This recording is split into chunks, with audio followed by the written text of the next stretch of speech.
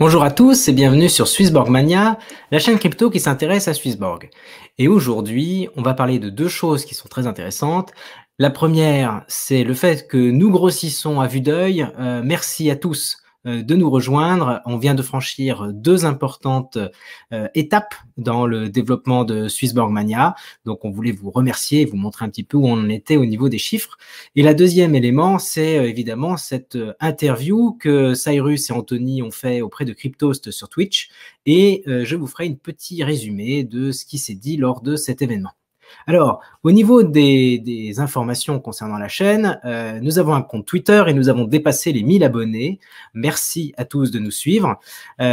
C'est très intéressant de pouvoir compter sur vous. De l'autre côté, nous avons également la chaîne YouTube, là où vous êtes actuellement, et nous avons dépassé les 2300 abonnés. C'est super. Il y a quelques semaines encore, nous n'étions que 1000. Donc, il y a une forte croissance. Swissborg intéresse de plus en plus et ça nous fait grandement plaisir de pouvoir y contribuer. Passons tout de suite sur l'émission de Cryptost sur Twitch, dans laquelle Cyrus et Anthony étaient invités. J'ai fait un tweet assez long qui revient un peu sur tous les détails et on va regarder ça maintenant, parler de ce qui s'est dit. Donc, on va regarder ce qui s'est dit lors de cette AMA, cette interview faite par les amis de Cryptost Blog sur Twitch. Alors, la première question, c'était de savoir s'il y avait eu un déclenchement du burn. On a vu il y a quelques jours une hausse très forte du prix du jeton qui a explosé l'ancien ATH et qui a atteint les 1,44 $ et on s'est pu se poser la question, comme on n'était pas loin de la moyenne mobile 20 jours, est-ce que ça a été déclenché par le burn?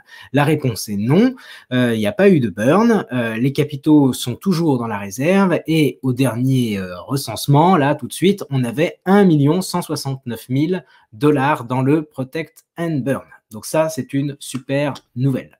Ensuite, il faut avoir en tête que quand le Protect and Burn sera déclenché, ça ne sera pas forcément intégral, ça peut être par palier et ça peut être aussi par des ordres limites qui seront attaqués. Donc, il faudra voir ça un petit peu quand est-ce que ça sera déclenché, mais pour l'instant, on s'en sort plutôt très bien, on maintient bien notre positionnement dans le classement sans avoir eu à déclencher le Protect and Burn. L'autre élément très intéressant, c'est l'annonce d'une réflexion très forte pour pouvoir apporter dans l'application un stablecoin sur l'euro. C'est en discussion actuellement avec Mimo DeFi, donc la société Mimo qui propose un stablecoin euro. Donc on suivra avec attention la suite. On a eu aussi une information très intéressante. Vous savez qu'il y a pas mal de difficultés avec le système de versement par des virements dans l'application. Les gens oublient de mettre la référence, ce qui fait que au lieu d'avoir un traitement automatique et qui peut durer quelques secondes, ça peut prendre des jours parce que beaucoup de gens font la même erreur en même temps. Donc, ils travaillent pour pouvoir non plus avoir un IBAN collectif, mais un IBAN personnalisé, ce qui évitera d'avoir à saisir la référence et ça devrait résoudre 70% des problèmes que le support rencontre actuellement. Donc ça, c'est une super nouvelle, mais ça n'est pas encore actif. Il parlait de quelques semaines encore de travail pour finaliser tout ça. Donc, continuez à toujours bien mettre la référence, je vous en prie. Autre élément, la confirmation que le Premium Plus va finir par arriver. Ça sera un passage automatique pour ceux qui sont déjà Premium. Il n'y aura pas à rajouter des jetons. Si vous êtes Premium au passage du Premium Plus, vous serez automatiquement Premium Plus. Il y aura un compte à rebours pour vous encourager à passer le cap. Il faudra rester tune pour savoir quand est-ce que ça va arriver.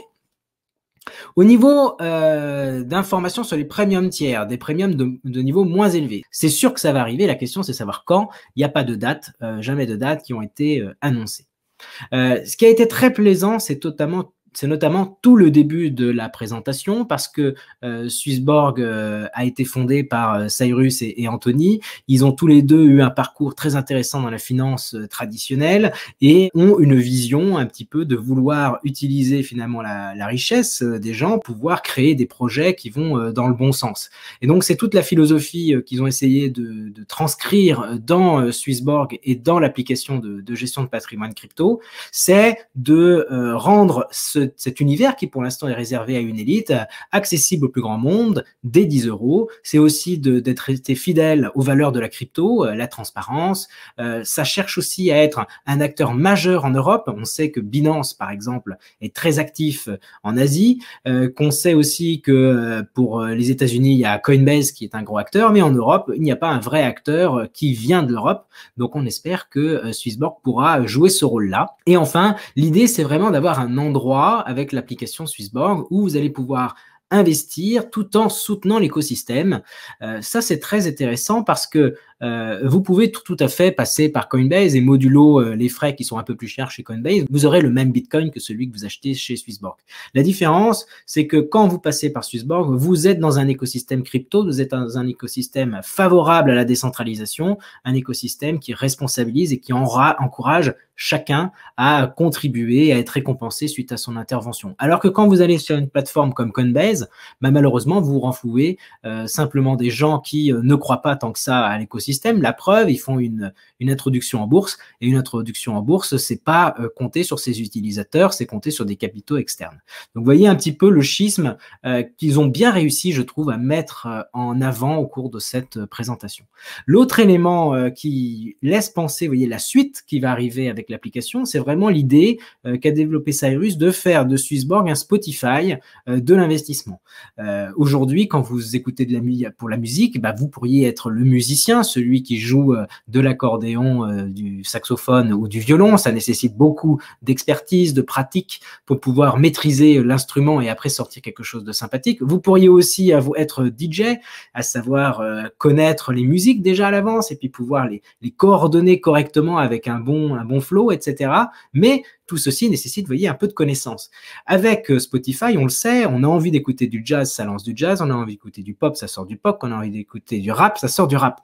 Et c'est fait de manière intéressante parce que ça retient ce que l'on aime, etc., etc. C'est ça l'avenir que va nous proposer Swissborg. C'est un Spotify de l'investissement crypto qui va permettre de gérer tout seul nos investissements. Et ça, c'est très fort parce que en plus, ça va être combiné au Smart Yield qui va nous générer des rendements. Donc, on achètera des jetons en quelques clics dans une thématique et en plus on bénéficiera du Smart Yield derrière. Ce qui était très fort aussi, c'est le point qu'ils ont apporté à vouloir toujours mettre en avant un service de qualité. On sait que le support a été débordé ces derniers temps à cause des nombreux tickets suite à l'oubli de référence dans les virements, mais ils ont grossi l'équipe, plus de 40 personnes ont rejoint l'équipe du support, et ces dernières 2 semaines, on a pu passer de 12 000 tickets à seulement 3 800 en 2 semaines, donc ça c'est super, c'est un gros travail qu'ils ont fait, et l'idée qui est derrière, c'est que comme on se met en avant comme étant une plateforme suisse et qu'on cherche à faire la qualité suisse, c'est vrai que c'est compliqué de relancer tout de suite un produit à très forte, qui va attirer beaucoup de monde. Hein. Si je vous dis que vous allez gagner du 5-6%, je ne sais pas les taux, hein, mais 5-6% sur vos BTC, vous imaginez bien l'afflux de capitaux qu'il va y avoir dans l'appli. Et si tout ça n'est pas réglé, on va avoir une congestion. Donc l'idée, c'était vraiment, on assure l'équipe de défense avant de rentrer sur le terrain les attaquants. Et qu'est-ce que c'est que ces attaquants qu'on attend? On en a 3 principaux. Alors, on n'a pas l'ordre, on ne sait pas dans quel timing ça va être lancé. Déjà, confirmation cocorico qu'une traduction de l'application en français est sur le point d'arriver. Pas de date, hein, bien évidemment. On le savait, c'est une confirmation. On attend aussi le Smart Yield sur Bitcoin, sur Ethereum et pour la suite. Et puis, on en a parlé tout à l'heure, le lancement d'un Premium Plus et d'un petit Premium. Ce qui est très intéressant aussi, c'est leur vision qu'ils ont mise en avant sur ce moment où on va lancer une nouvelle feature. Suite à cette mise à jour, qu'est-ce qui va se passer? Admettons, on lance le Smart Yield sur Bitcoin, c'est la première chose qui arrive.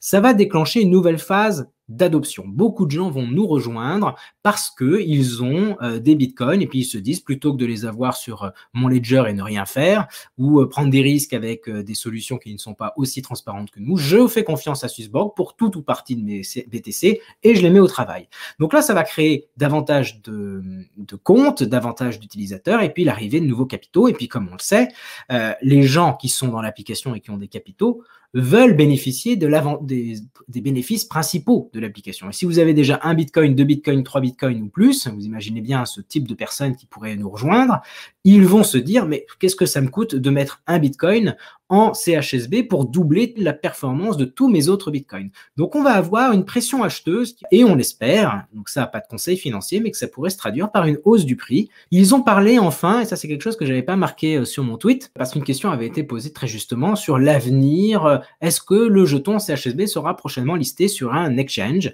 Donc, on parlait de, ils ont cité notamment Binance, évidemment, UOB et Kraken. Donc, clairement, les discussions sont en cours. Ils n'ont pas de date, pas d'annonce particulière là-dessus, mais c'est quelque chose qui fait très plaisir de se dire que bientôt, peut-être, notre jeton sera listé sur une des plus grosses plateformes et pas seulement sur ETHBTC et KuCoin à la marge. Voilà, j'ai adoré écouter les interviews et les questions de Cryptost. J'ai fait la promotion tant que j'en ai pu sur Swissborg Mania de leur événement.